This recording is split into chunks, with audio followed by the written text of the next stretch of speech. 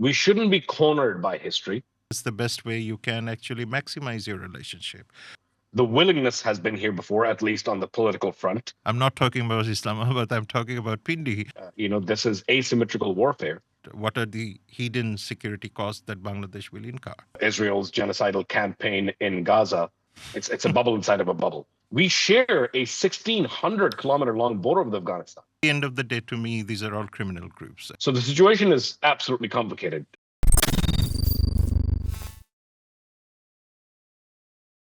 Welcome to Power Play with Shah Binam Khan, hosted by Alap.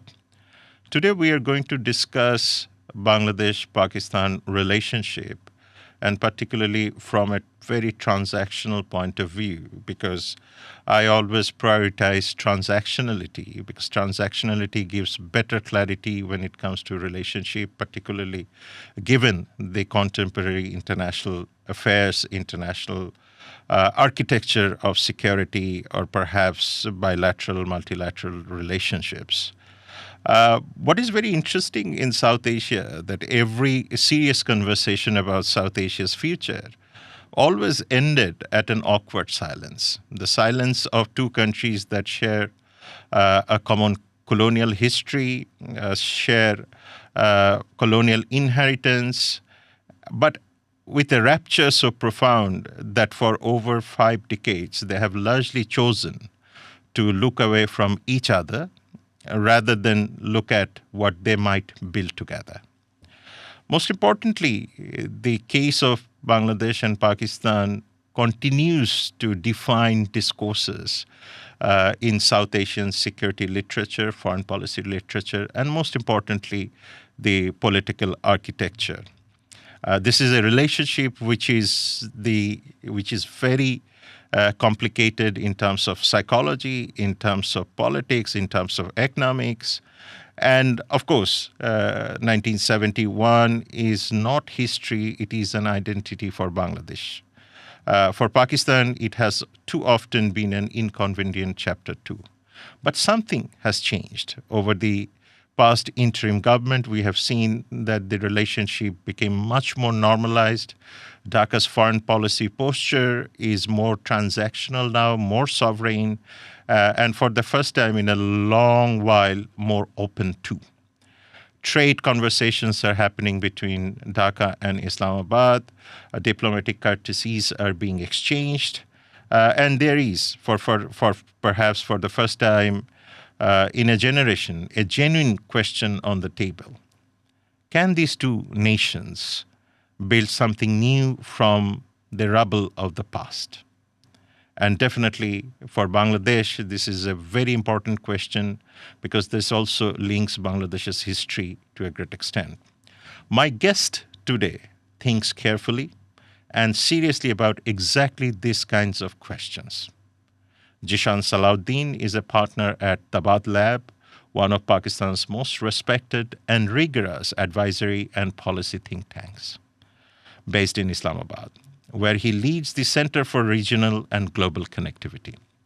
His work sits at the intersection of security studies, political extremism, transactional or transnational governance, climate finance, and regional connectivity. He has written extensively for The Dawn, Foreign Policy, The Diplomat, The Friday Times, to name. We can go on and on. Zeeshan has regularly contributed to CNN, BBC.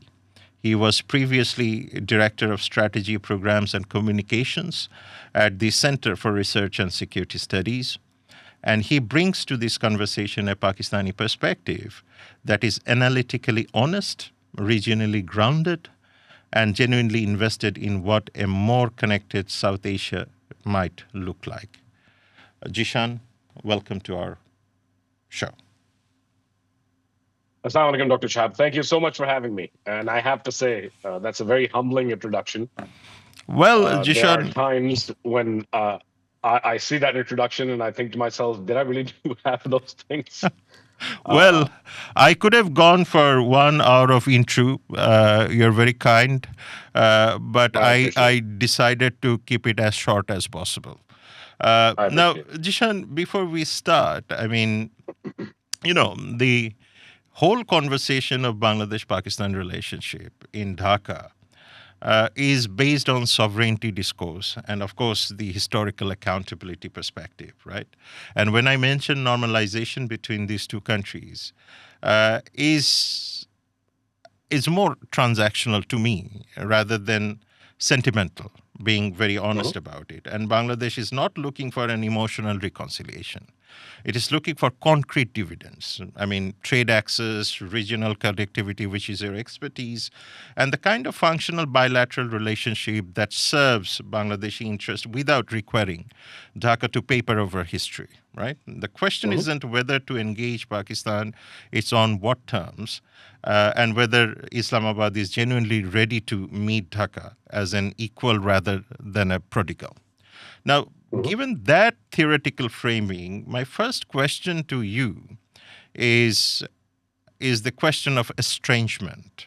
I mean, when I mention estrangement, there is an awkward silence between these two countries. And perhaps we have to be very honest about the baseline. I mean, 5 decades of nearly frozen relationship, the unresolved 1971 from Pakistan's perspective, and two countries that have largely avoided any kind of hard conversation. Now, from Pakistan's perspective, what actually explains this estrangement? And who bears the greater responsibility for this distance between these two countries? That's a great question, Dr. Shahab. And I think the reason you have to address it head on is because a lot of times, as you said, it's an awkward topic. It causes people to sort of look around the room, um, trying to latch on to something else. I, for example, as you mentioned, I'm a practitioner of international governance, foreign policy, transnational security, regional connectivity, economic interdependence, things of that nature. And so, for me, uh, it is important, I think, to acknowledge and understand the weight of history without necessarily being paralyzed by it. And I think that's what the real meat of the matter is here. You used a very interesting word, which I think is very useful as a launch pad, and that is transactional. Both are very strong sovereign countries, squarely in the middle power bracket, bring their own sets of strengths and, of course, weaknesses to the table. But I think the complementarity is absolutely there. I'm, not a representative of the government. I'm an ordinary citizen. I don't hold any kind of titles.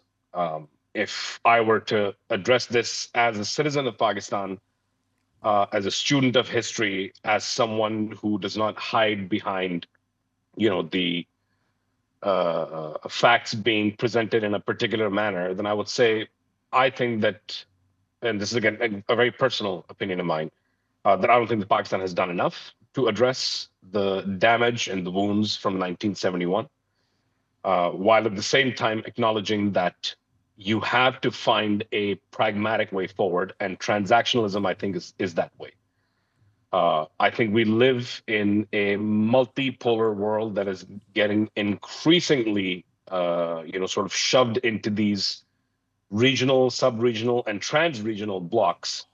And anytime that happens, and we've seen this consistently happen in history, anytime that happens in history, the direct result of that is that there's navigational room, for these middle powers like ours, like Bangladesh, like Pakistan, to be able to make that space. That's the first thing. And the second aspect of it, and I'm sure we'll touch upon quite a bit of this as the conversation progresses, is that under that transactionalism, everything from trade and economics to connectivity to security cooperation, multilateral cooperation, on the business front, be it textiles or pharmaceuticals or whatever there may be. What is it that the two countries can learn from one another? Things to watch out for, and perhaps most importantly, I think geopolitically, the idea for both countries to diversify their interests, their friendships, their level of coordination at the sovereign level with multiple entities to just open up more room is incredibly important in a world where, the events of the last, what is it, day 17 now of the Iran war, Absolutely. indicate that things are not headed in a direction which is going to be, conducive to multilateralism and positive global engagement. If anything, I think at this point, the vast majority of global governance and international governance institutions are becoming increasingly obsolete. The kind of unilateral action that some of the most powerful countries in the world are undertaking. So to summarize all of that, I don't think we have to be. I'm trying to use the right word here because this thing does have a lot of weight. We shouldn't be cornered by history. We should acknowledge it. We should accept it, but we should also find a way to move forward. And then we could speak more about this a little bit later. I think a big part of the reason that we've not been able to so far, Dr. Shahab, is that anytime there has been some kind of an attempt from either side to have bilateral conversation, it has been very much individual or a personality driven. It's not. There has been no sort of institutional underpinning to it. There's been no institutional architecture that supports it. Uh, and the most recent example of this that I can think of is when the then Prime Minister, Mr. Imran Khan, who was very popular in South Asia because of his superstar cricketing background, reached out to Premier Hasina on Bangladesh's 50th independence anniversary. And then, she reached back. I forget if it was on Pakistan Day, which is 23rd March that's coming up, or if Independence Day. I think it was Pakistan Day. And I remember having a lot of conversations back then with, people saying, even back then, much like this, there were podcasts that I was on. There was a lot of excitement. There was a lot of movement, particularly from the think tank community, from the foreign policy community that were like, oh, this is the thawing of the relationship and we should move forward. But a lot of times that happens and then falters, A, because that weight of history comes back, but B, also because the institutional architecture does not support. Two personalities cannot move it forward. And in the same case, the interim government that exists in Bangladesh, or the extraordinary willingness that I think the current civilian leadership in Pakistan might have towards building a better relationship with Bangladesh alone is not going to be enough. I think a lot of people have to step up in the business community, in the think tank community, the foreign policy community, trade, connectivity, security, and try and build those linkages. And I think in the pursuit of that, this podcast, of course, is one of the steps. But having those people-to-people linkages is going to be crucial over the next few months, because I think these windows open. They have a limited time frame, and a lot of times we function at maybe 10% of what actually needs to happen in order to get to where we need to get to, and then bemoan the fact that ultimately nothing really came out of it. I think it's time to move past all that. I think you have really touched upon one very important thing, is that the relationships were heavily driven by personalities rather than the institutions. Because, I mean, even I get to see a lot of examples. Even the relationship between China and India, even if you take it, I mean, there has been a question of what you call national security and perhaps the sanity between these two relationships. But if you look at the bilateral trade between China and India, it's astronomical, $125 billion more or less. I mean, with a huge trade deficit too. But at the same time, you have also seen the relationship in Europe really resulted in, I mean, the Second World War, the First World War trauma, Second World War memory has really created that coal community leading to European Union, and they have just passed the past and really created something meaningful. And even when I speak to my friends in Delhi, I also table this particular idea of transactionality, because that's the best way you can actually maximize your relationship. But at the same time, one issue that really pops up in my mind when you mentioned that when Imran Khan was prime minister, there were a lot of enthusiasm. Do you think that same level of enthusiasm is existing in Islamabad and beyond regarding the current government which is formed by BNP and immediate past interim government? Or is it only the regime specific? I mean, maybe in future new government can come. Is there any kind of mechanism that Pakistan has placed that it should not only be regime specific? But I give you one more example that largely India-Bangladesh relationship is criticized by saying Delhi was heavily focused on one political party for almost 1.5 decades. So this is why I'm asking you this question, that whether these sort of narratives are also existing in Islamabad or not. I would say so, yes, with two caveats. The first is, Dr. Shahab, far be it for me to suggest that Pakistan in of itself is durable enough that when political or social upheaval happens, which has in Pakistan, much like any other sovereign country in the world, and political shakeups have happened, that certain architecture or certain ideas or systems or structures have survived that tumultuousness or that level of upheaval. Um, and so I think a big part of what has been discussed in some of the circles that I'm a part of is we've been here before. The excitement has been here before. The willingness has been here before, at least on the political front. But how do we ensure that we approach it in a manner that builds lasting flexibility, elasticity, and durability into the structure so that tomorrow, if the interim government is no longer there in Bangladesh or another government comes in, or for that matter, this government in Pakistan is no longer there, we have built enough momentum, critical mass, and bilateral cooperation along a wide variety of vectors that it survives that level of transition. And I think that's a very important aspect of it. The relationship, I think, so far has been less than a zero-sum game, if I'm being perfectly honest. A zero-sum game is still, both actors are acting in a manner that ultimately the net result of all of it is zero, but I think it's actually less than zero. You mentioned a very interesting figure right now. That was, the trade volume between Pakistan and India, which is to the tune of, between India and China, which is to the tune of $120 billion. And this is despite Ladakh, despite, again, a certain amount of weight of history as far as the two nations are concerned.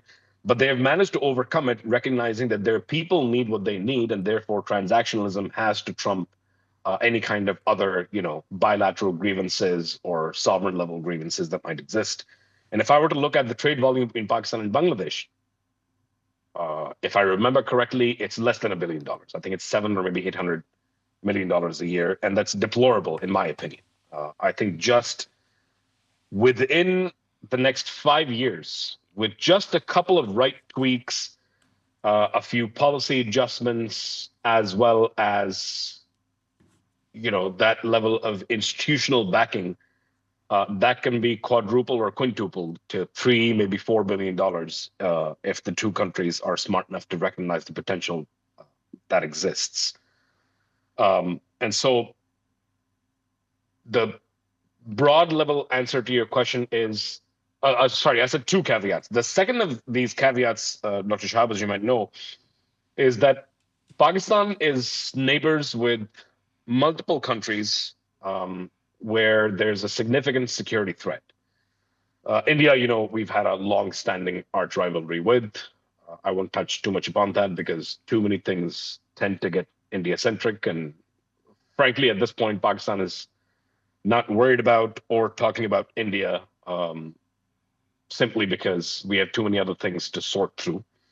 The first of these is the extraordinary effort that the entire country is making towards what the Prime Minister calls the economic transformation plan. And that is to really, truly put Pakistan towards this, cohesive, well-integrated agenda that focuses on jobs, that focuses on growth, that focuses on export-led growth, improving the tax code, things of that nature. So fixing a lot of things internally so that this constant reliance on IMF programs and loans and external debt is a cycle that Pakistan gets out of. That's the first thing. The second is, as you might know, for the last several months now, we've had a kinetic interaction with Afghanistan. And the reason for that is very clear. That's because the current de facto government inside of Afghanistan has chosen, despite tremendous attempts, bilaterally, multilaterally. I commented on Al Jazeera recently, and then I was challenged on it, so I went back and looked at it, and it's actually 100% true that Pakistan has sent planes full of diplomats, politicians, bureaucrats, ethnic leaders, tribal leaders, religious leaders over 4 years to try and bring the Afghan Taliban to the negotiating table. And the ask is very simple. The ask has been, at the very least, if you cannot dismantle them because you have ideological ties and you're afraid that if you dismantle them, they might go and join ISKP, which is the biggest threat that you face in your country. At the very least, stop the TTP from attacking targets inside of Pakistan and brutally murdering Pakistani citizens, Pakistani lawmakers, Pakistani law enforcement, primarily the latter group. But none of that has worked, and so now there's a concerted effort to try and see what can be done on a kinetic front to deal with the TTP threat once and for all. So that's one front that is opened. The second thing that Pakistan currently is very worried about bilaterally is everything that is happening in Iran. We've seen, Shahab, in the past that the last time a war on terror was conducted in the region, which was on Afghanistan, Pakistan ended up paying quite a bit of the price. By some estimates, nearly 90,000 Pakistanis over those 20 years were killed in a wide variety of security incidents, in terrorist incidents. There were multiple groups that popped up inside of Pakistan. And Pakistan suffered heavily, still does. The NATO, ISAF, and US forces left Afghanistan August 30th, 2021. It has been 4 years and change, 4 years and 7 or 8 months, or whatever it has been. And the TTP is back. It's stronger than ever. It has been, and despite the fact that Pakistan has been, pounding the hell out of their spine over the last few weeks, the fact of the matter is, this is asymmetrical warfare. And now a similar front seems to have opened up in Iran. I don't know what your viewpoint on this is, Dr. Shahab, because you and I have not directly had a conversation on the Iran issue, but in my view, this is another one of those forever wars. On day 17, I'm now convinced that this conflict is going to go on for a while. Iranians are well entrenched and very much looking forward to a long, drawn-out conflict. They're prepared for it. And this is only going to continue to spiral. And anytime something like that happens in Pakistan's neighborhood, we can't pick our borders. It'd be nice to be Switzerland.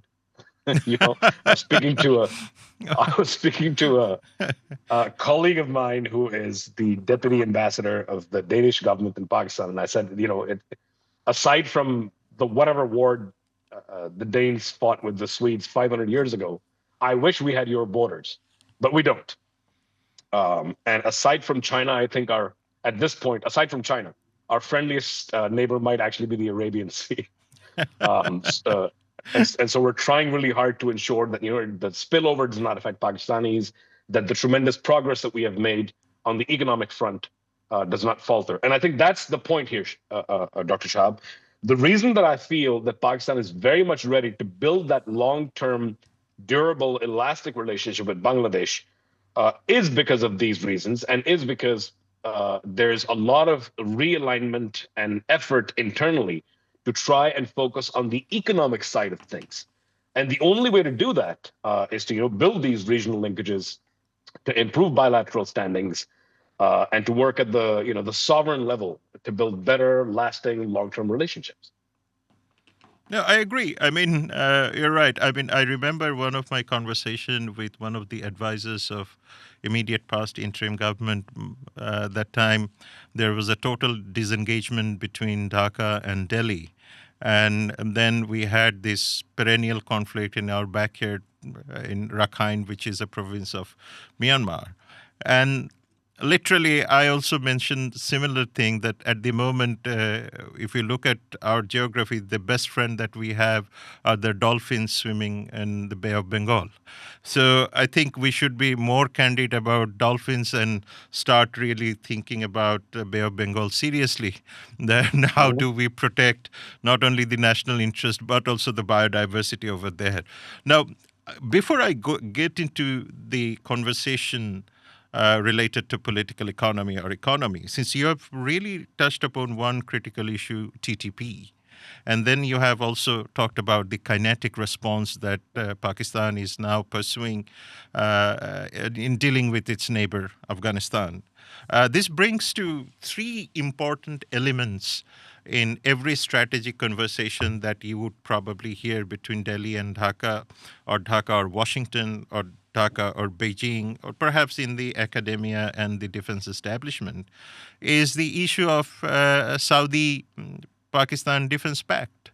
And now you're having the Iran over there. At the same time, the relationship with Washington and Rawalpindi, I'm not talking about Islamabad, I'm talking about Pindi, has been quite strong. So, which puts Islamabad in some sort of, I don't know whether I should frame it as a difficult situation or perhaps making Islamabad to think more like a security provider. That also is linked with Dhaka's genuine concern, because I do recognize that Pakistan is a victim of terrorism.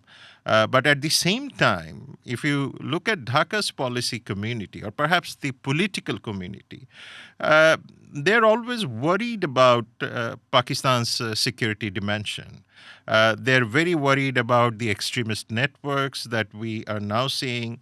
Then you have Pakistan's complicated history with different types of non state actors. And you have extensively written about religious and political extremism, if I'm not wrong, in Pakistan. Do you think that Dhaka's concern about Islamabad's relationship with Iran, given the Saudi Pakistan Defense Pact and Islamabad or Rawalpindi Washington D.C. relationship, and then obviously that this whole extremist ecosystem, do you think this is a legitimate concern? And how do we build some sort of effective trust building architecture between these two countries so that Dhaka feel confident in terms of its normalization, and this normalization doesn't carry a hidden security cost, because then again, my immediate neighbors in the neighborhood will have that kind of a worriness that what are the hidden security costs that Bangladesh will incur? Great question. And I assure you, while there might be some hackles raised in Dhaka about, things related to security, I assure you, Pakistan is concerned about it much more than Dhaka ever would be, because we live it on a daily basis, All right? right. Um, Multiple things to say here. The first is, you said, I think the word used was that Pakistan finds itself in a difficult position. Yeah, I would reframe it slightly and say it's a delicate balance, very obviously. We did recently sign a defense pact with Saudi Arabia. That defense pact had been in the works for quite some time, and it long predates the idea of it. Long predates, Israel's genocidal campaign in Gaza, but it was also on the heels of the bombing of Doha, Qatar, by Israel to try and wipe out the negotiation team. And I think that part of it accelerated that process, and the defense pact was signed shortly afterwards. It's not a direct result of it, but it is one of the triggers that pushed it forward. And the security cooperation in Pakistan and Saudi Arabia, I think, has been there for quite some time. Pakistan has been, for the last several decades now, been a net security provider to the GCC, and wants to position itself to be a net security provider in, sort of a very national level. There was a conversation that I was a part of about a year ago, and I know people that have been working on it, including our ambassadors in the EU. And that idea was aside from, bullets and bombs and ammunitions and, JF-17s and PL-15s or whatever other acronyms you might want to talk about, Pakistan has a very strong textile industry, much like Bangladesh does. And so part of that net security providing package does not necessarily have to be, kinetic cooperation or providing with arms and armament. It could simply be that, hey, instead of buying your helmets and vests and jackets and socks and shoes and shoelaces from other places in the world that might cost you a lot more, we will give you that dollars on the dime for in exchange for long-term contracts, continuation of the GSP plus, maybe a little bit of breathing room and some of the new frameworks that have popped up. For example, CBAMs, the carbon border adjustment mechanisms, and therefore to expand the idea of Pakistan as a net security provider, moving from the GCC more towards the global side, and Pakistan would be keen to do that. The delicate balance is absolutely there. As you might know, Pakistan has been very careful in terms of its positioning in the UN and on other international governance and multilateral fora in order to ensure that the point that we're trying to make is that ultimately this is an illegitimate war, which is not even endorsed by the the governing body, which is the Congress inside of the U.S. It is certainly not something that's endorsed by the UN, and all of it, including Iran's attacks on Saudi Arabia or U.S. bases inside Saudi Arabia and other GCC countries, has to stop. And so it's a very delicate balance that Pakistan has to strike, given everything else that it's trying to accomplish. I mentioned the economic transformation plan earlier. I was part of a conversation, and again, these are bubble conversations. We like to call them bubble conversations in that Islamabad is, it's a bubble inside of a bubble. And that conversation was more along the lines of Pakistan currently faces issues related to India, related to Afghanistan, now related to Iran. We're trying to coordinate with China on the CPEC and BRI front, and we've seen significant amount of success on that front. But of course, there's other challenges that we have to overcome and address. And a gentleman in the room who I can't name, who works in government, mentioned that, we'd rather be talking about trade pacts. We would rather be talking about GDP per capita. We would rather be talking about productivity on the national scale. We would rather be talking about provincial contributions, to national tax collection and revenue generation. That's what we would rather be talking about. But the vast majority of conversations are dominated by this because this is the neighborhood that we live in, and these are the circumstances that have been presented to us. You also mentioned a very interesting other point, and that is, the complicated relationship that Pakistan has had with non-state actors. Principal among them, of course, is the Afghan Taliban. But Dr. Shahab, I also have to ask you here, what other choice does Pakistan have as a rational sovereign actor? We have seen Afghanistan go to war with a wide variety of empires. They call it the graveyard of empires for a reason. Pakistan had an influx of close to 7 million Afghan refugees starting in 1979 when the Soviet invasion happened. And then, the U.S. through Charlie Wilson and coordination with the then president, Ziaul Haq, funded the Mujahideen, which basically formed the base for what eventually transformed into the Taliban in the 90s. Those guys are still there. I think from Islamabad's point of view, empires come and go. Afghanistan is attacked and invaded by entities, and eventually they leave because it becomes unpopular, because either the goals have been met or recognized to be unsavory and unattainable. And the net result of it is that we are left with a mess that's left behind. And keeping that in mind, keeping that the weight of that history in mind, the best foot forward, of course, is to maintain some kind of a cordial relationship with entities that might end up being the de facto power. And in that sense, I think Pakistan was correct in that the Afghan Taliban did end up taking over Kabul on August 15th, 2021, and they are the de facto power since. They've only consolidated their power since. And I think that was the rational thing to do, because while NATO and ISAF and US forces can pack up their C-130s and take off and never look back, we can't do that. We share a 1,600-kilometer long border with Afghanistan. We need to have working relationships with virtually every group inside of that country in order to ensure that our bilateral and regional interests are protected in some capacity. Now, the miscalculation here, of course, is that unfortunately the Afghan Taliban is not a monolith, and is currently the stranglehold on the Afghan Taliban is maintained by one group led by Haibullah Akhundzada.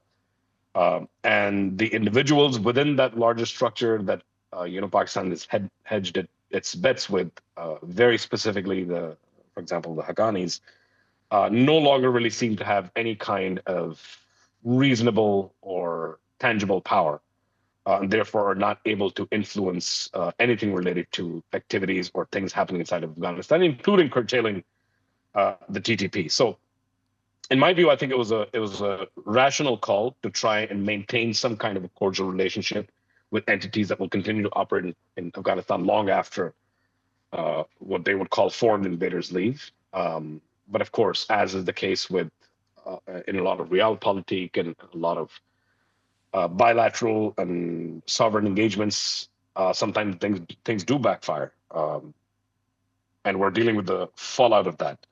The final thing that you said about was how does this affect Bangladesh? I don't think that this affects Bangladesh in a direct manner. We don't share borders, which is an advantage and a disadvantage. And more importantly, the terrorism threat that Pakistan faces at the moment is being very capably dealt with by the armed forces, by the police, by the levies, by the paramilitary. And they've done a remarkable job of largely keeping Pakistani citizens safe and engaging in long-term efforts to try and curb this threat. The initial efforts were, of course, very diplomatic in nature, lots of dialogue, lots of conversation, lots of, sending people down and explaining to them that this is not the right path forward. You have to find a way to, at the very least, stop the TTP, if not entirely dismantle the TTP. But 4.5 years of that continuing to fail simply because the regime in Afghanistan is very resistant to any kind of external pressure has now led to a situation where we now have to go and kinetically solve the problem. But the problem will be solved simply because there's no other No, path my forward. question was more about. I do agree with what you have said about Afghanistan, Pakistan, and we don't share the borders. But as you know, the transnational extremism or perhaps transnational terrorist group, whichever you mention it, I mean, at the end of the day, to me, these are all criminal groups at the end of the day. Now, with having different kind of facets, I mean, some says we are religious, some says we are not, some says you're political, whichever, or some are even mediated by the external countries too. I mean, even to a great extent, if you are looking into the Baluch movement, does have external influences too. But at the end of the day, my point was more about look, when you have have this entire terrorism ecosystem functioning on the basis of transnational identities or transnational linkages. I mean, when you talk about TTP or earlier AQIS or even the remnants of ISIS taking different kind of shapes, originating from Af-Pak border or perhaps to a great extent Pakistan's own territory or Afghanistan's own territory. That's what that transnationality really keeps Dhaka quite worried. And if I see it from Delhi's prism, I mean, and Delhi's biggest concern is that, look, they have these very established narratives about Pakistan's linkages with terrorism, and that may have potential effect on the stability in Northeast India. Then how do we respond to that? I mean, how do you respond to this particular narrative? That's a great question. And again, one of the things that we speak about here is that one of the things that India, for example, has been very good at, perhaps not so much recently, is the global stratcom war, and that they have managed to convince the world of certain aspects and certain facets that might not fundamentally be true, but because they have a much bigger mic it makes it easier to follow that line of reasoning. Um, Whereas the fact of the matter is that a lot of times what you have just hinted at, which is what is happening in Balochistan and how the BLA and other terrorist groups and militant groups in that region have been facilitated by external actors, is very much proof in the pudding, right? It's the idea that foreign interference can certainly result in a level of resilience that might not exist indigenously. And I think that is the point here. Um, and so the fight is significantly more complicated than just going in and, wiping out the enemy and conducting kinetic warfare, because the ideological underpinnings of that group are supported by quite a bit of external influence. So the situation is absolutely complicated. Again, should Dhaka be worried about that?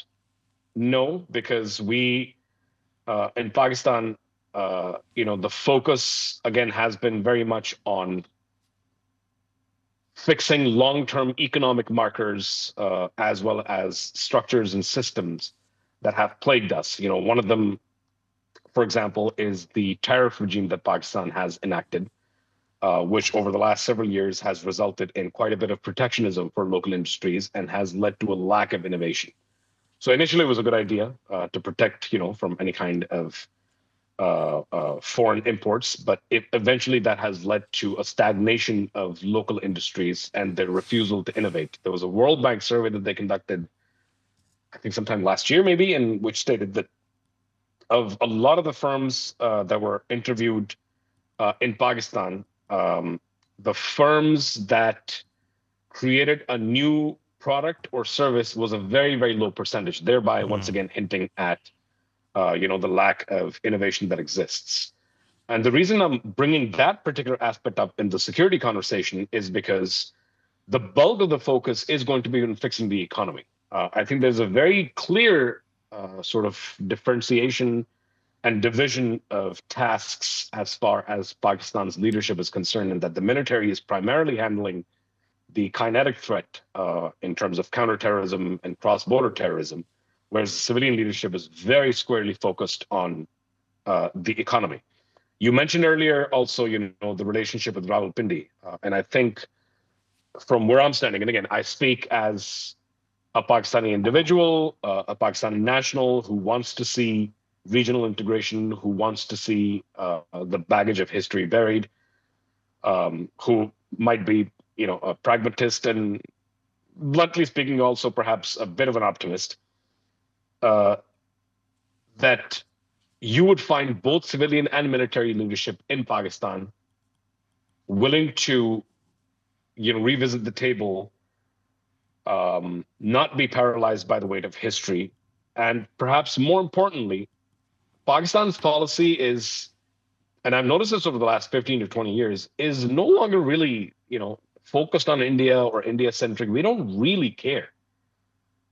India does. I think the Modi government, the BJP, and broadly even the RSS, has an over focus on all things related to Pakistan. India is a massive economic giant. It should focus on its own people. It should focus on, continuing to building the tremendous momentum that it has. If you read the Merrill Lynch report, by 2030, India is supposed to be the third largest economy of the world. And I think that also leads India to feel that there's a certain amount of hegemony that it should exercise, even forcibly if necessary, within the region.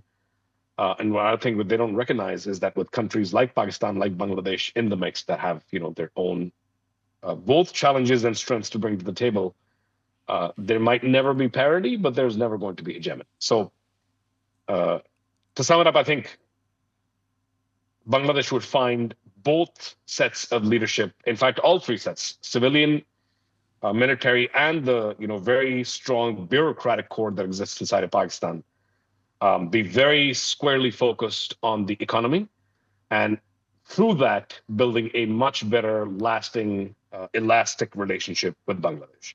Yeah, I agree. I mean, you're absolutely spot on. Just to add, the way you framed South Asian integration, the term integration. I mean, One word popped Are we up going in to go my to mind. SARC now? Huh? Are we No. going to go to SARC now? I mean, one word that popped up in my mind. I mean, when you say you're pragmatist or optimist, I mean, rather it sounds more like romantic. I mean, your romanticism is quite phenomenal about when it comes to integration, to be honest. And a person who believes in transactionality, like me, I mean, to a great extent, Machiavellian mindset. I mean, that brings me to one very important question. And you have rightly mentioned that, you see, all security and everything can be dealt with if you have proper economic growth momentum. And if that growth momentum is equitable, I mean, it reaches everyone. And this is where I think the weight of history would often be buried. If the countries such as China or perhaps Pakistan, Bangladesh, and India can create some sort of market optimism. Now, market is always the one that has always been politicized. I mean, probably South Asia is the only region where market is seen from a political point of view, security point of view, as if goods coming from Bangladesh to Pakistan through India is going to create another nuclear holocaust. But I think we need to come out of that, and this is why I think our counterterrorism initiatives in Bangladesh largely focused on social capacity building, empowerment, economics, rather than focusing heavily on kinetic. Though the immediate past government, I mean, except for the interim government, was heavily criticized for using these particular terrorism narratives for different purposes, political purposes. But there were also the good side of that whole one. So that means this is where my question would be to you. Given this momentum that you have mentioned in Islamabad or perhaps Dhaka for last 50 years, really only focused on economics, no military adventurism in Bangladesh's case, no interest in poking the neighboring countries. You know, we want to Mhm. poke you so that you can stay awake overnight. No, no, no. We don't have that interest. People have to work, people have to leave, people have to breathe, and therefore we have 180 million people who has to really move ahead. I mean, we don't go back. We don't really make convert our street names into something else just to justify populism. There was a government who believed in populism, and the result was catastrophic. July Mhm. 2024. Very simple. Period. Now, where do you think that concrete dividends are between Bangladesh and Pakistan if there's proper normalization happens? Not a regime specific normalization, but institutionally embedded, properly genuine, no hidden cost of security. What kind of dividend are we going to see in terms of economics? This is where my interest is. I mean, trade diversification.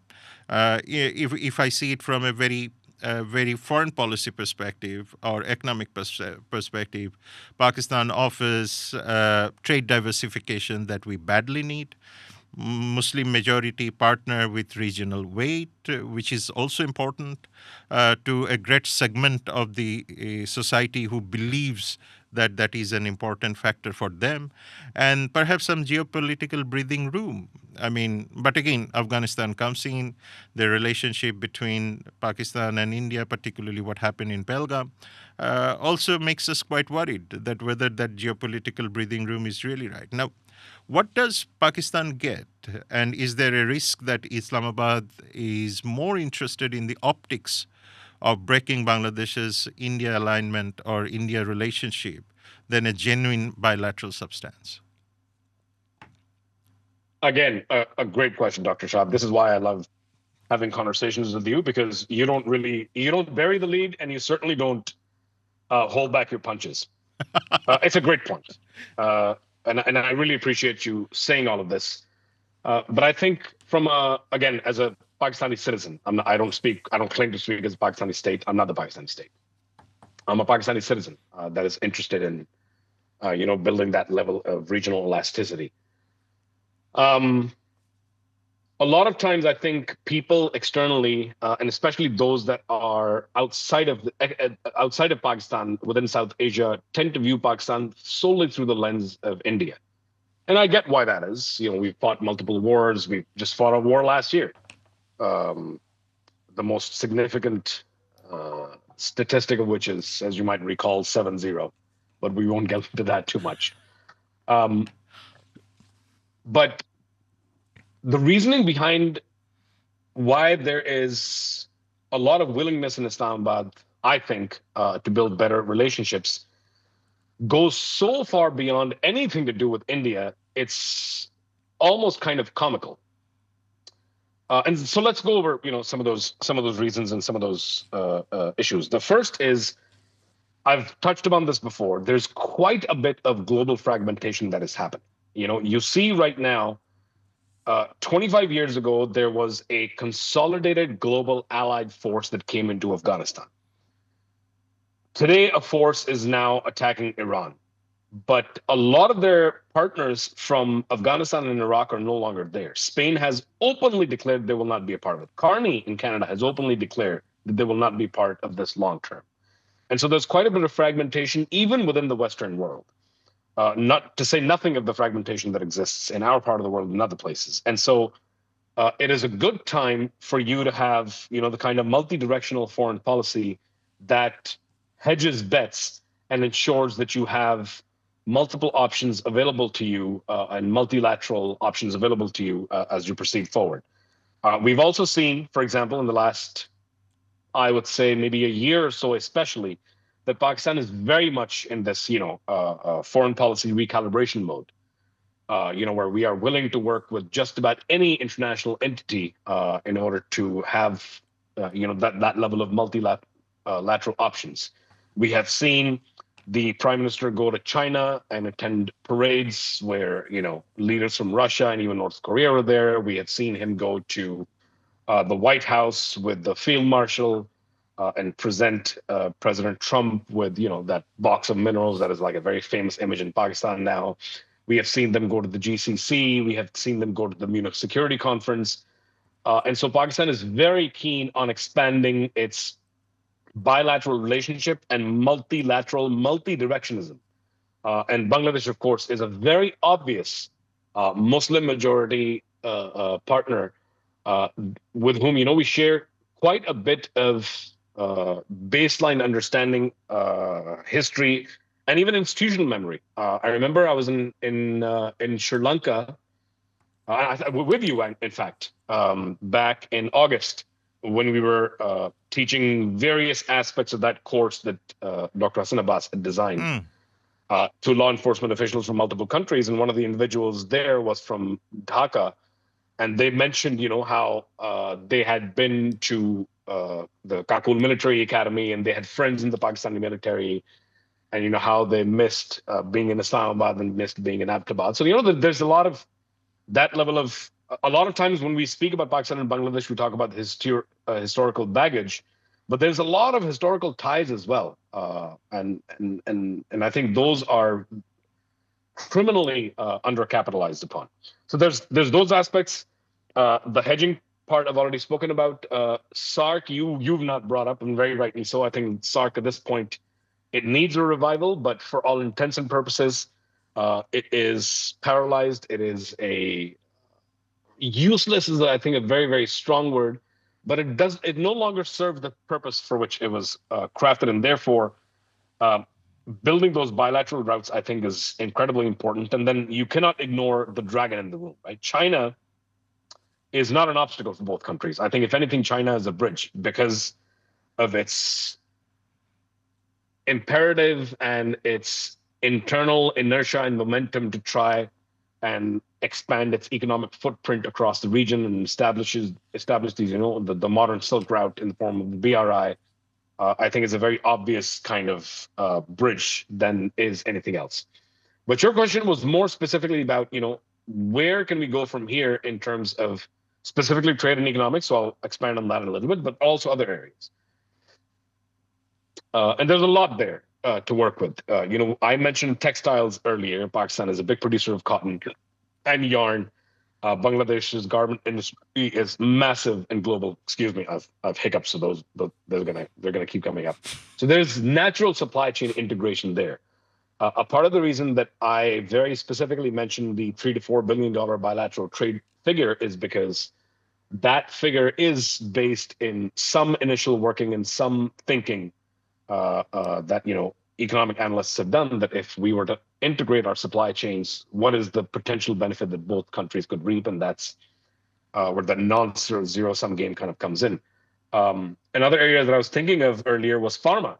Pakistan has a well-established pharma industry. I've been parts of conversations where there are internal and external entities trying to set up, vaccine and other pharma facilities inside Pakistan. And Bangladesh is growing fast, has a very vibrant pharma industry. And so, anything from co-production opportunities to key learning lessons that the countries could share with each other, I think that's a clear area of cooperation. The vast majority of our both countries' trade, I think, is through the Dubai and Singapore route. And direct routes, I think, would unlock huge value. The last conversation that we had, I think, when our deputy prime minister and foreign minister, Mr. Ishaq Dar, when he was in Bangladesh, I think you were one of the people that actually ended up hosting him, if I'm not mistaken, Dr. Shahab. Yep. One of the things that they spoke about was exactly this direct, this policy tweaking so that direct routes could be established, thereby bypassing some of the external reliance that we have. And again, that just opens up more and more options. In this increasingly fragmented world, multilateral, multi-dimensional foreign policy, I think, is the manner forward. So that if one door closes, for whatever the reason might be, you have multiple other roads and doors that you opened up over time for you to be able to capitalize upon, and therefore ensure that your people don't suffer for lack of decision making or lack of long-term planning and thinking. So trade, I think, is a huge thing. Connectivity is another part of it. The Bay of Bengal hub, the Arabian Sea CPEC hub, connecting all of those dots. Long-term vision in terms of, that you called me a romantic earlier, and I think in this line of business, Shahab, I think you absolutely have to be a bit of a hopeless romantic to be able to try and work on the things that people like you and I work on. Because without that hope and without that romanticism, I don't think it is possible for us to, continue operating with any kind of forward momentum or optimism. No, And so connectivity is another. Sorry, just very quickly. People to people is another. Security cooperation is another. Multilateral coordination is another. I think with the advent of AI, tech, startups, venture capitalism, all of those things are absolutely there. So there's a lot that we could build upon.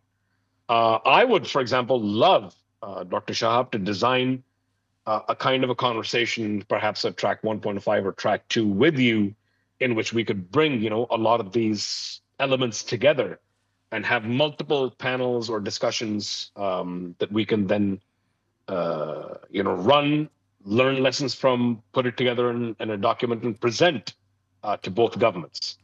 I think the time is right to actually pursue that agenda and idea. No, I agree. I mean, you're absolutely right. Sometimes being hopeless romantic is much better than remaining Machiavellian, frustrated individual. And you're absolutely right. I think that is good for, cognitive hygiene. But at the end of the day, we come back to the reality, because you have pointed out on connectivity. Now, the biggest problem is we can't connect ourselves to Pakistan, but again, through India, of course, the territorial issue. I mean, we can't even fly planes. I mean, Pakistanis can't fly plane over the Indian territory to come to Bangladesh. But Bangladesh is, biggest interest is really connect itself with the Central Asian markets. And Central Asian markets will require India-Pakistan cooperation. Without that, we can't do that. I mean, we can handle Afghanistan, but it is very difficult to handle these two, this particular bilateral. And you're right. I mean, SARC is not dead. But do we have any other alternative than the SARC? And this is something that I haven't ever understood. I mean, every other month we would come up with some sort of mini-lateralism. God knows. I mean, even if you look at the Quad, I mean, when this Quad was formed and somebody asked me, and this is a public comment that about the future of Quad, and I said, the country formation of this Quad tells me one thing, that I don't have to be very serious about it. So you see, on the other hand, every time comes up with mini-lateralism, this lateralism, that lateralism. Come on, dude. I mean, the entire global lateralism is almost nowhere. I mean, if you look at this, right?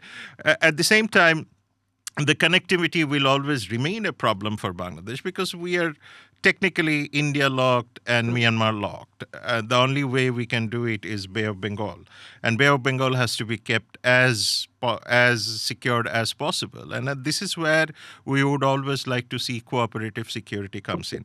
Now that takes me to one very interesting thing. Since you were talking about multi-dimension, and we have learnt it in a hard manner, that people-to-people connection is extremely important. I mean, no matter what. The states will come and go. I mean, in a sense, like the regimes will come and go, government will come and go, and everything will change. But people to people will always be there. Now, this is one thing where I think we get often signals that probably women's empowerment as a development dividend is largely missing in Pakistan. And this is a model that Bangladesh is quite proud of, despite weaknesses and limitations. And this is where we get to see that one of the most important thing that both the Muslim countries, I'm bringing the Muslim identity over here for, of course, political economy purpose, because to a great extent, this identity is largely related to women empowerment. And you're now seeing that what is happening in Afghanistan is not what the Afghans would promise to the rest of the world.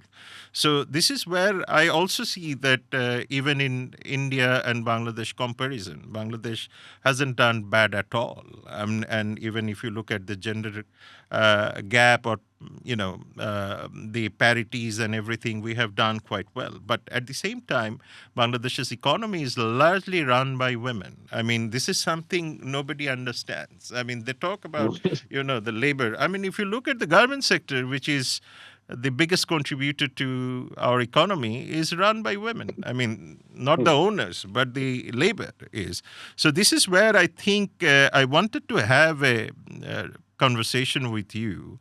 I mean, how do we can really, given the identity issue, given the global exposures and the economics and the social construction within these countries, how do we can actually leverage on the women's power, women's empowerment dimension when it comes to the bilateral relationship? And what can Pakistan honestly learn from Bangladesh's model?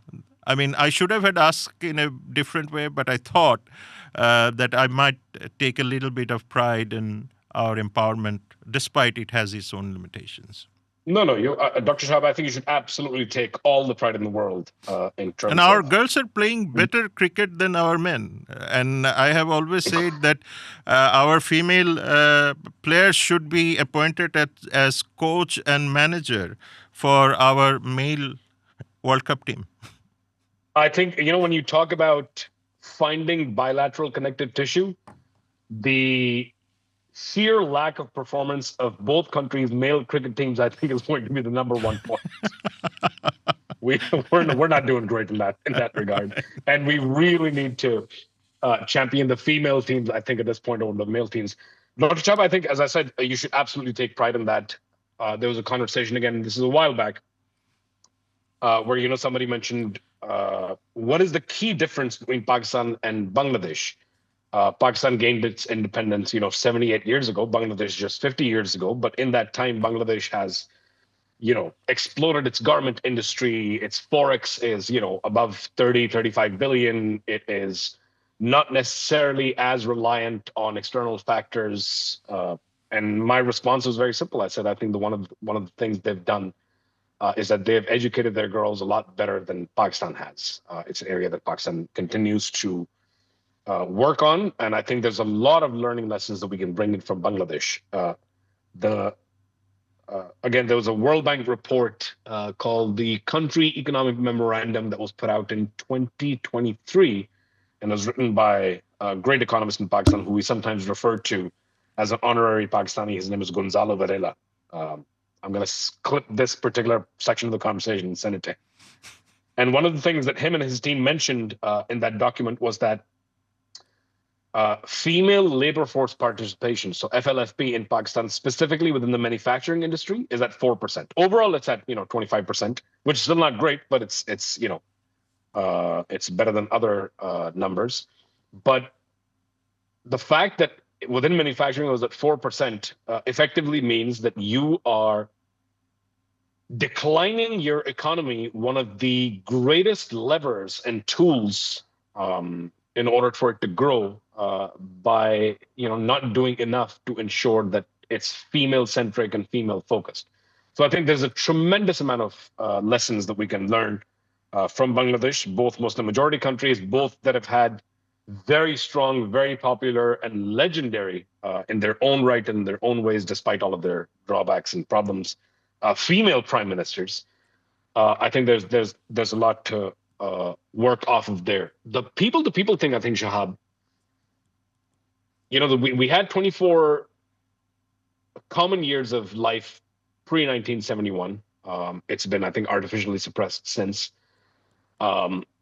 Yes, you can't fly over India, but you still can't fly over the Bay of Bengal. And the Earth is round and it's big, and there's ways to overcome that. I think a very simple, low-hanging fruit, for example, is super simplified visas, just to allow people to go back and forth, student exchanges, joint research, these kinds of conversations, think tank partnerships. And then perhaps, you mentioned it, and now I'm thinking about it, perhaps one of the best enormous goodwill and obvious starting points is bilateral cricket series between the women's team, very specifically. True. And that, just to start building some of that momentum. So that's the people to people, but the people to people does not necessarily have to be just the civilians, right? There is, I mentioned earlier, there's security cooperation. So within that aspect of it, there's, how would I frame this? Shared doctrinal military heritage, right? There's a lot of, with the example that I mentioned earlier, there's a lot of residual institutional familiarity that exists between the two countries. And so to coordinate across the security divide is not going to be that difficult or alien, right? If we were to, for example, coordinate with a country like Kazakhstan on security issues, I think we would find it significantly more difficult than Bangladesh, with whom we have so much shared DNA, literally and figuratively. Intel sharing, counterterrorism, and framing the whole thing as one professional to another professional, and thereby also countering this whole, idea of, there's a regional bloc formation or whatever the case is. And the last thing I'll say on that front is, you mentioned the Pakistan-India equation has to be solved. I don't know when or how it will be solved, given the current power dynamic in New Delhi, given Modi Sarkar's penchant for framing everything as, Pakistan's fault. But if we were to just look at direct trade, there have been a ton of studies that have been done that showcase that for Central Asia, the best access to global markets is actually through Gwadar. Not Gwadar, sorry, the Karachi port. Now, of course, within that, there's another problem that has to be solved, and that's the Afghanistan problem, because land routes through Central Asia have to be connected through Afghanistan. But in the absence of the India-Pakistan dynamic, the amount of time that trade goods take going from the Arabian Sea to the Bay of Bengal is just 10 days. It's not actually that much of a time delay. So overall, that trade is actually delayed by a factor of roughly 6 or 7 days. And it's not necessarily, it's not ideal, it's not optimal, it's not optimized, but it's not something that cannot be overcome simply by, capitalizing on what we do have. I think a lot of times we seem to be hostage to optimal conditions. Do you know what I mean?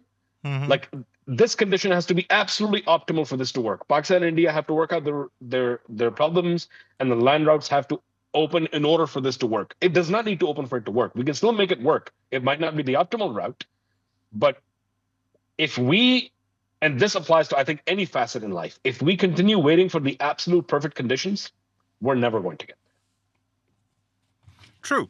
I mean, that brings me to my last question, Zeeshan. And I think we have promises, we have perils, we have romanticism, everything is very much there. But that takes me to my concluding question to you. And this is about a long view. I mean, this is much more to do with a genuine commitment, because this is where Bangladesh is quite frustrated with its regional neighbors. I mean, we talk a lot. I mean, I think every diplomatic courtesy visits end up with consumption of huge amount of biryani and a lot of nice talks. But at the end of the day, we are where we are. Bangladesh has to rely on the US market, European Union market, because of geography. Bangladesh has to look for, have to cross different geographies to earn its bread. And we earn our bread with full commitment to others. That's why you don't get to see that we get into trouble with any other countries, except for what is happening when it is the trade deal with the US. But that's again being discussed quite extensively. We are not the only one. Many other countries have fallen into that kind of troublesome relationship. Of course. So that's why, I mean, the genuine commitment has always been a problem for us. That whether it is the other side of our border or whether it is Pakistan, whether there is a genuine commitment to normalize the relationship, and particularly Bangladesh-Pakistan. That brings me to one fundamental issue that, yes, where do you see that these two countries will be in next 10 years? Given everything goes reasonably well, the diplomatic warmth translates into institutional substance, as you have mentioned, and the trade conversations are mature, or perhaps historic grievances are managed, if not resolved, which I believe should be resolved. And that's why I would say that what are the 2 or 3 indicators you would be watching over the next 10 years to really say that, yes, these two countries have actually achieved something meaningful for their population, for the region as a whole, and obviously then it becomes an important relationship for the global geopolitics. I mean, I'm not touching upon the regional geopolitics. We know where we are. I mean, what we had, and one point that I always love to say, that when our new prime minister came, Prime Minister Tariq Rahman, 35 years after, it took 35 years for us to get a male prime minister. and of course we love our women, who rule our politics in their own ways, but most certainly I think this is a new change that a lot of people are trying to struggle with, because we always use this term she. Now translating it into he is becoming a difficult thing. Go ahead. That's a really funny point. It's March 16th. Because you've cracked a joke, I'll start my response with a joke as well. I hope that in 10 years, we are celebrating the anniversary of this one podcast episode between Zeeshan Salahuddin and Dr. Shahab Anapa. We'll do that. These guys talked about it 10 years ago, and, here we are today. I hope that's the case, genuinely. But yeah, I think I'll frame this in 2 different ways. The first is to directly answer your question, which is, I think you said, what was it? The some of the indicators that you'd be looking for 10 years down the line. And the second is, just a couple of bottlenecks, or not bottlenecks necessarily, but issues or problems or things to basically just watch out for. I'll start with that. The first is, I think, as countries that for 50 years, 50 plus years have been struggling to, bring things together, we should not be overselling timelines. Uh, the kind of bilateral relationship that I think Islamabad wants to build, that I think Dhaka is also keen on expanding its multilateralism, and in specific Pakistan's case, bilateralism. Those kind of things do take time, and so we should not be overselling timelines. We've all heard the optimism before, your and my hopeless romanticism notwithstanding. So we need to acknowledge explicitly that trust is something that is built over time. It's built incrementally. Um, and any kind of vague enthusiasm, which I'm sure you and I will be accused of after this episode, without any kind of concrete milestones, will read as more of the same. So we have to be mindful of the time and effort that it's going to take to get to where we want to get to, or at least where you and I want to get to. The second part of it is, you mentioned this at the start. I think Pakistanis, generally speaking, shy away from the topic. I won't. I don't think we need to dodge 1971, but I don't think we need to dwell on it either. We got to move forward. I think defensiveness and over elaboration on our part, and an over focus on the year on your part is going to be detrimental to the overall structure. That's something that we have to be mindful of. The Yunus government's specific outreach to Pakistan, trade figure that we're trying to hit, the diplomatic exchange of our DPM/FM being in Dhaka recently, all of these are good markers. And so the idea here should be, simply because these good markers have happened recently, if anything, this is the tip of the iceberg. And the entire structure is still very much buried underwater, and it has to be risen and resurrected before we can move forward. As to indicators, what should we watch out for? I think number one is trade. The trade volume between the two countries, I think in 10 years from now, one of the biggest indicators for how well the bilateral cooperation between the two countries worked. And of course, it should be well beyond what the nominal adjusted increase should be between the two countries on the current trajectory, and then increase it by X factor, based on if certain policy adjustments, political will applied to the entire equation, if those kind of things are met. I think one other area would be people-to-people exchanges, and that includes a wide variety of things. Pakistan has some great educational institutions, so does Bangladesh, the Jahangirnagar University, where you teach, Dr. Shahab. And so educational visas, medical tourism in of itself, Pakistan's tourism sector, over the last several years has been expanding, improving. We have 200,000 square kilometers of territory in the north that is mountainous and absolutely stunning, that the world should come and see. Not just because of its natural beauty and the hospitality of the Pakistani people, but also because it's an incredibly cost-effective solution as opposed to certain other places in the world. And so that level of tourism, people-to-people connection, the easing of the visa regime, and I think the third and final thing is how closely the two entities are operating on multilateral fora. Everything from the UN to you mentioned SARC, and he said, what are some of the other? And of course, you mentioned the Quad being as, I want to be polite, obsolete as it has been. But there's also the SEO, for example. I said earlier that China is not necessarily an obstacle. I think China is very much a bridge, and one of the ways to apply the support beams or the concrete or the whatever to that bridge is through the SEO. And so those are certainly some of the indicators that we should be looking at and tracking over the course of time to see how this overall situation develops. In the end, I would say, Dr. Shahab, we have a lot of work to do. Um, People like you and I have never really shied away from that work. And I think we have enough of a critical mass on both sides. A good friend of mine, Mr. Imran Shaukat, as you know, he just came and met you. In fact, he might still be in Bangladesh.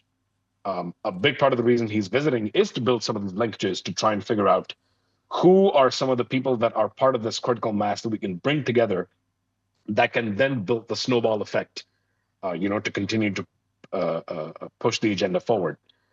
And I think so far we're moving on the right track. We should just not lose sight of the overall objectives, while at the same time remaining grounded in the manner in which our part of the world and our people work.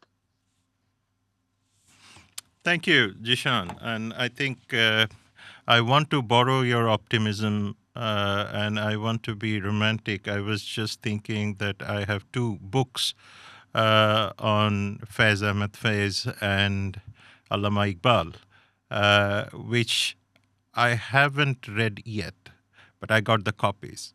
And I should have had read those two books before speaking to you. Then I could have just shed some romanticism into your brain too. I mean, I wish I read, but unfortunately, I read Shakespeare before coming here, where Shakespeare was saying, "Hell is empty."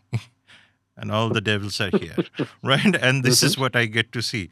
Now, this is brilliant. Thank you very much, Zeeshan. And I think you have rightly mentioned we have loads to do. And I think the weight of the work that we have to do is quite heavy. And I think this cannot be done by the states alone, or the people alone, or perhaps the institutions alone. So therefore, I think your last few points, that if we want to see this relationship is meaningful, we have to see that trade volume has gone up. And this is the same thing that I would tell my friends in Delhi, that we have to see that trade volume is going up. Otherwise, we will always be hostage to different actors who will only come with a price tag, because every handshake has a price tag now. Then we have to think about, greater cooperation. This is where I think I take a lot of interest, is how do we empower people, particularly women? And there should be lessons learned from both the sides to make it much more, make the population much more efficient. Growth momentum, development trajectories are in right path. People to people and tourism, you are absolutely right. I mean, we need to really see the world. And unless you travel, you don't know. You have to travel to Delhi, Absolutely. you have to travel to Mumbai, you have to travel to Islamabad or Quetta or Kathmandu or Thimphu to learn and appreciate people, hospitality, good sides, bad sides, ugly sides, and everything. And I think this is where the state often becomes obstacle, not understanding that visiting is not always for the security purpose. I mean, we have 100%. seen that when Bangladesh, India was having some sort of disengagement, and even the hotel receptionists became, passport. They were checking passport that whether you are okay or not to give a room in the hotels. But these are the things we have to be very. And Pakistan had a similar rigid visa regime earlier.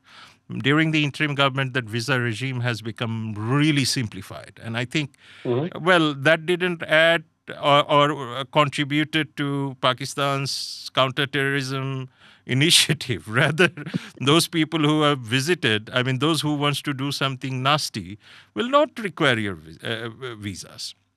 And I think the tourism is very important, and we should give people some breathing space through tourism to learn each other. And then, of course, the multilateralism. And I think this is one of the key takeaway for everyone. I mean, those who are watching, those who are following Bangladesh-Pakistan relationship, that we should work together on multilateralism. We do work together on multilateralism with India, Sri Lanka, and that has to improve and that has to be bolstered more. So I think you're right, and your liberal internationalist counterpoints are the points are absolutely brilliant. And thank you very much for your time. And I hope your mother gets well as soon as possible. And we hope to see all of you in Dhaka. Absolutely. I mean, we've seen you in Lahore, I think twice last year. I hope that continues to expand. I would very much like to be back in Dhaka. I don't think I've been back there since 2010 or maybe 2011, I think was the last time that I was there. And yeah, let's continue to push the agenda and move this forward. Thank you very much, Jishan. Thank you, Dr. Shahab. With that note, dear audience, we would like to conclude today's podcast with Zeeshan Salahuddin. And you have heard a huge sense of optimism about Dhaka in Islamabad. But you also have heard that how we can actually materialize this optimism into a concrete institutional action. And perhaps this is not only for Bangladesh and Pakistan, but also to make the region much more viable in terms of inter-regional economic connectivity, intra-regional economic connectivity.